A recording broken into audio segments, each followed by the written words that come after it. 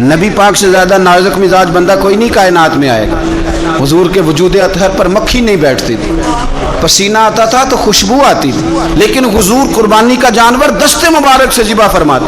और कहा फातिमा इधर आ बेटे। सैयदा कमरे से बाहर आई तो फरमाया यहाँ खड़ी हो, मैं तेरे सामने तेरी कुर्बानी का जानवर ज़िबा करने लगा। आप ज़रा इस बात को देखकर मुस्नद इमाम अहमद बिन हंबल में हुजूर ने फरमाया जानवर सोना भी होना चाहिए और उसकी कीमत भी ज़्यादा होनी चाहिए, बाएतबारे कीमत भी ज़्यादा हो, महंगा खरीद के लाए हों आप। क्यों?